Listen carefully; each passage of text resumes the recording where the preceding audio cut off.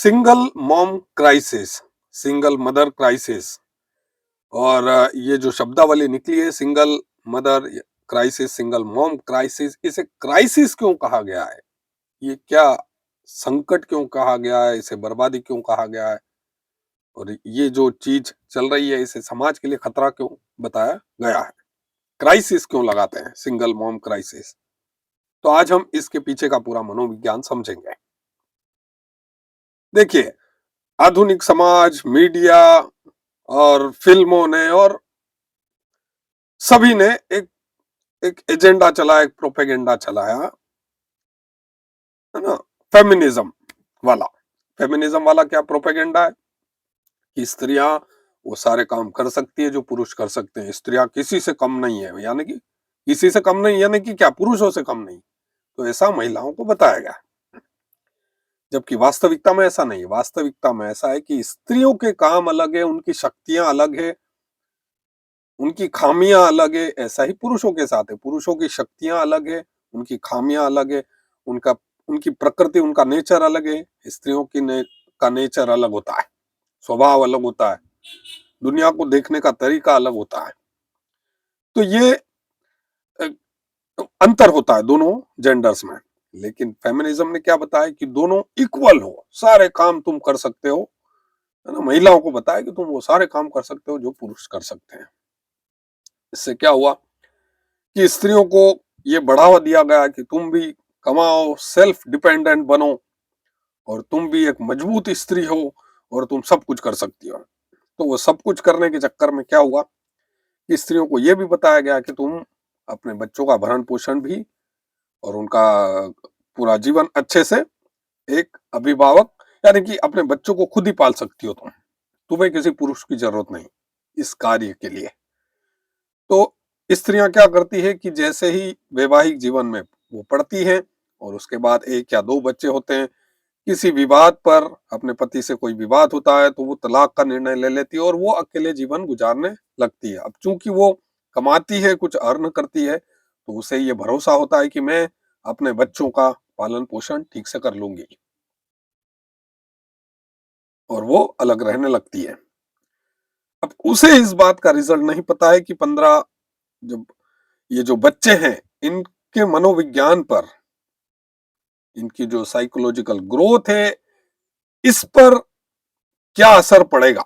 एक single parent के होने से इस पर क्या क्या प्रभाव पड़ते हैं, क्या क्या दुष्प्रभाव पड़ते हैं, इस बारे में महिलाओं को कुछ नहीं बताया जाता। तो वो तो एक अलग ही टॉपिक है कि बच्चों के जो मानसिक स्वास्थ्य है उस पर क्या प्रभाव पड़ता है कि अगर पेरेंट सिर्फ एक ही हो, यानी कि अगर बच्चा सिर्फ पिता के साथ रह रहा हो या सिर्फ माता के साथ रह रहा हो, दूसरा अभिभावक नहीं है, तो तब उसके जीवन पर, मनोवैज्ञानिक मानसिक स्वास्थ्य पर क्या असर पड़ता है, वो एक अलग चर्चा का विषय है। इस इस वीडियो में हमको ये समझना है कि ये जो सिंगल मदर क्राइसिस जो चल रहा है, यानी कि कोई महिला है, वो अपने बच्चों की जिम्मेदारी उठाने का जिम्मा ले लेती है अलग होकर, क्योंकि उसे लगता है कि वो ये कर सकती है। तो जो महिला का जो मूल स्वभाव है, मूल प्रकृति है, उसका नेचर है, वो नेचर वो नेचर चाहता है कि उसे कोई पुरुष मिले जो उसकी सुरक्षा करे और उसका भरण पोषण करे, उसका और उसके बच्चों का। यानी कि जो महिला है वो ये चाहती है कि उसे कोई पुरुष मिले जो उसकी सुरक्षा भी करे और उसका भरण पोषण, यानी कि उसके और उसके बच्चों का भरण पोषण भी करे। तो ये महिला का मूल स्वभाव, मूल चरित्र होता है, इसे आप बदल नहीं सकते। ये तो इवोल्यूशन की देन है, इसे आप कुछ 5-10 साल 50 साल में नहीं बदल सकते। तो ये मूल चरित्र होता है, यानी कि जो महिला होती है उसे जिम्मेदारी उठाना पसंद नहीं होता, ये उसका मूल चरित्र है। वो शौक से उठा सक मतलब शौक से कोई काम कर सकती है, शौक से पैसे कमा सकती है, लेकिन जब उस पर ये जिम्मेदारी पड़ जाए कि उसे बच्चों के लिए कमाना ही कमाना है, तो ये उस पर बहुत भारी बोझ बन जाता है। और ये बात उस स्त्री को 5-10, यानी कि शुरुआत में तो उसे अच्छा लगता है कि मैं इंडिपेंडेंट हो गई हूँ और मैं बच्चों का जो भी ये बच्चे हैं इनको बहुत अच्छे से बड़ा कर सकती हूँ और अच्छे से जीवन इनका मैं कर सकती हूँ। तो ऐसा शुरुआत में उसे ठीक-ठाक लगता है कि वो पति से अलग हो गई, लेकिन कुछ समय बाद उसे पता लगता है, समझ में आने लगता है कि मुझे पुरुष की ज़रूरत है, क्योंकि ज़िम्मेदारी उठाने में जो सुख मिलता है वो पुरुषों को मिलता है। पुरुषों को इस बात से सुख मिलता है कि वो किसी अपनी पत्नी और बच्चों की सुरक्षा और भरण-पोषण की ज़िम्मेदारी उठा रहा है। ये पुरुष का चरित्र है, उसे सुख मिलता है इस काम में। जबकि स्त्री के साथ ऐसा नहीं है, उसे सुख नहीं मिलता। फेमिनिज्म क्या बता रहा है कि तुम्हें इसमें भी सुख मिलता है। फेमिनिज्म ने इन स्त्रियों से झूठ कहा। तो झूठ का नतीजा ये हुआ कि महिलाएं जैसे 1-2 बच्चे पैदा होते हैं, कुछ विवाद होता है पति से तो तुरंत अलग हो जाती है। और फिर उन्हें पता चलता है जब वो 40 की एज में 50 की एज में पहुंचती है तो उन्हें समझ में आता है कि उन्होंने बहुत बड़ी गलती कर ली अपने पति से अलग होकर। क्योंकि 40-50 की उम्र ऐसी होती कि महिला को कोई दूसरा पति मिलना बहुत ज्यादा मुश्किल हो जाता, बहुत ही ज्यादा मुश्किल। इसके विपरीत किसी 40 या 50 साल के पुरुष को कोई नई स्त्री मिलना कोई कठिन काम नहीं है।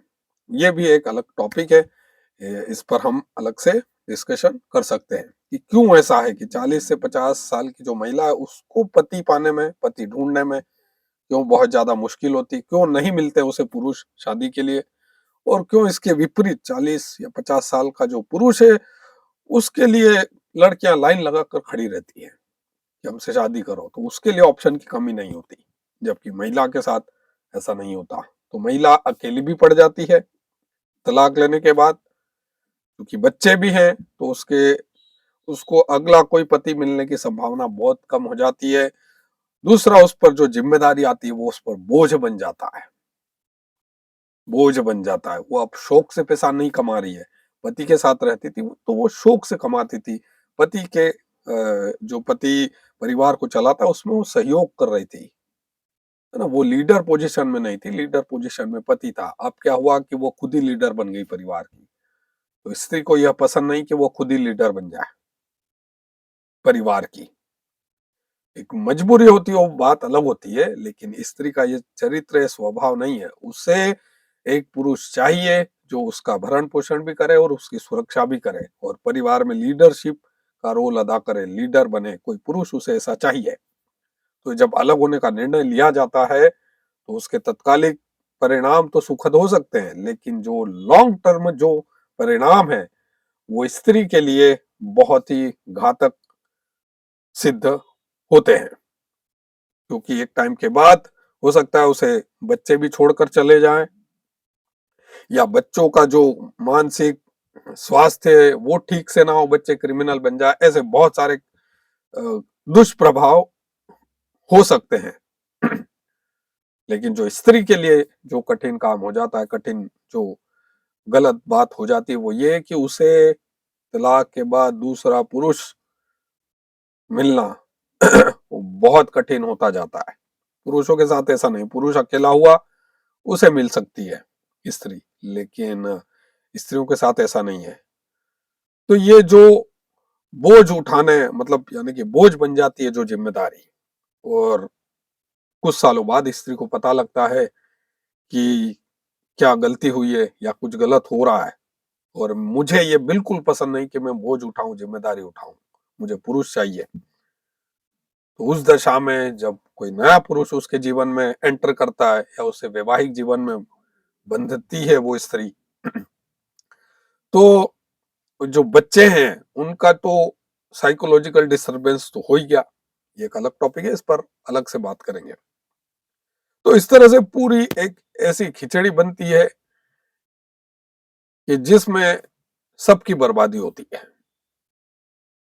किसी का भी जीवन सुखद नहीं जाता, क्योंकि बच्चे अलग दुखी रहते हैं। बच्चों के दुखी रहने से वो माँ अलग दुखी रहती है, जो स्त्री जिसने तलाक ले लिया था, और वो कोई नया पुरुष अगर उससे शादी हुई है तो वो अलग दुखी रहता है, क्योंकि ये सुखी नहीं है कोई भी। तो सब कुछ बर्बाद हो जाता है सिर्फ एक तलाक का निर्णय लेने से। तो जितनी भी स्त्रियां हैं उन्हें मेरी सलाह है कि बच्चे होने के बाद तलाक ना ले, चाहे आप कितना भी कमाएं और आप अपने आप को कितना भी मजबूत महसूस करती हो, कुछ वाद विवाद या कुछ किसी भी चीज के कारण, है ना, कोई बहुत बड़ा इश्यू ना बनाए। आपने साथ में रहने का निर्णय लिया है वैवाहिक जीवन में, तो साथ में ही रहें। कोई भी कंप्लीट नहीं होता, किसी से भी गलतियां हो सकती है, उसे बैठ कर सॉल्व करें। ना कि कोई गलती पकड़ ली आपने और उसको लेकर आपने तलाक का ही निर्णय ले लिया। वो तलाक का निर्णय कुछ समय के लिए अच्छा हो सकता है, लेकिन लंबे समय के लिए जब उसके परिणाम आएंगे आपके सामने 10, 15, 20 साल बाद, तब आपको बहुत ही ज्यादा दुख होगा और पूरा जीवन दुख में जाएगा आपका। तो तलाक ना लें, खास तौर पर बच्चे होने के बाद, है ना, क्योंकि महिलाओं का ये होता है कि जैसे ही बच्चा हुआ तो उन्हें फिर उस पुरुष की जरूरत नहीं लगती। ऐसा उन्हें लगता है कि हमें इस पुरुष की जरूरत नहीं है, अब जो पति है मेरा, मैं खुद ही कमा के और मैं बच्चों को पाल सकती हूँ। तो ये जो मानसिकता आती है, जो फेमिनिज्म ने ये मानसिकता दी है, ये उसके स्वभाव के विरुद्ध है, क्योंकि स्त्री को भरण पोषण के लिए, है ना, उसकी सुरक्षा के लिए एक पुरुष की जरूरत होती है। और बेहतर यही है कि जिससे उसने विवाह किया है उसी के साथ वो रहे, वही पुरुष उसकी जिम्मेदारी लाइफ टाइम उठाए। उसी में उस स्त्री की भलाई है, उन बच्चों की भलाई है।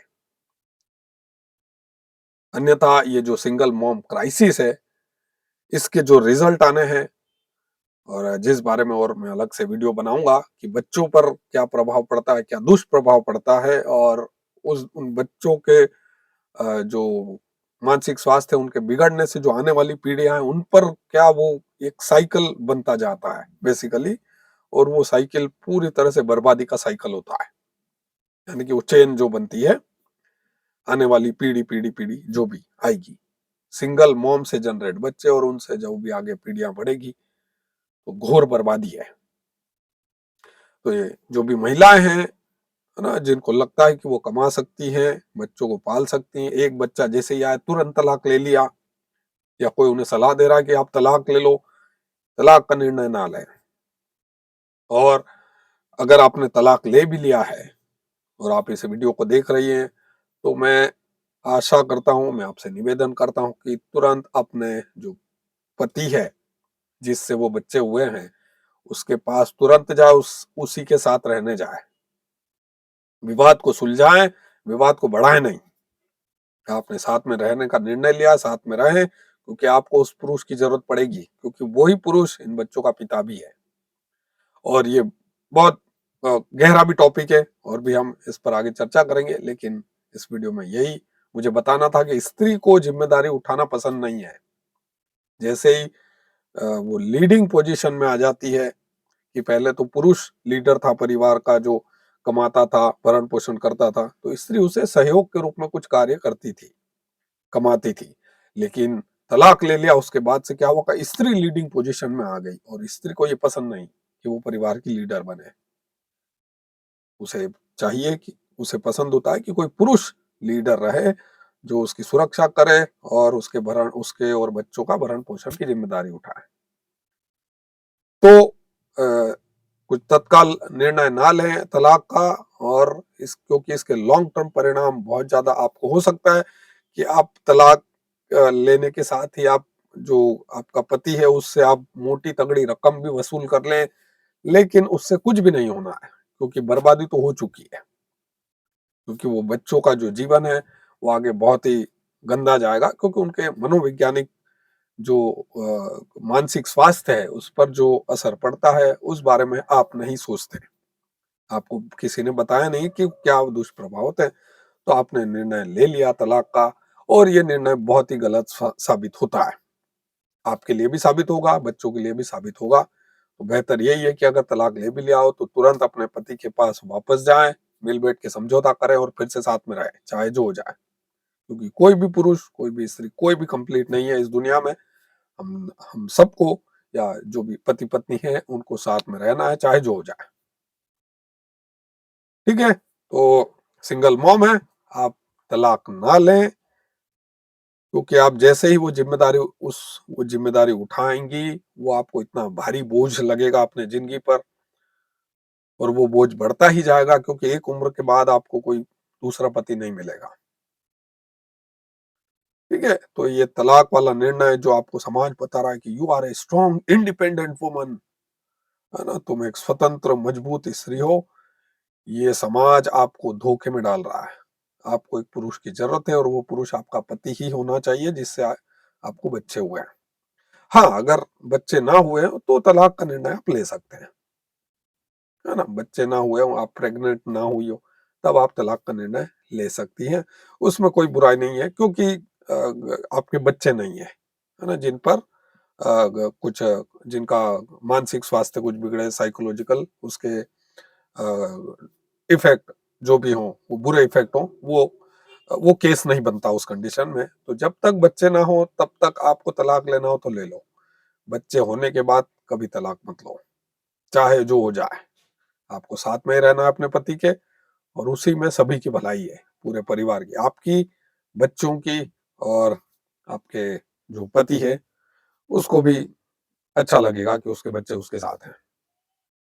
ठीक है? इस वीडियो में इतना ही। और अगर आपके मन में कोई सवाल हो तो आप कमेंट सेक्शन में सवाल कर सकते हैं। कोई टॉपिक हो जिस पर आप चाहते हैं कि मैं वीडियो बनाऊँ, तो मैं वीडियो बना सकता हूँ, वो भी आप कमेंट सेक्शन में लिख सकते हैं। इस वीडियो में इतना ही।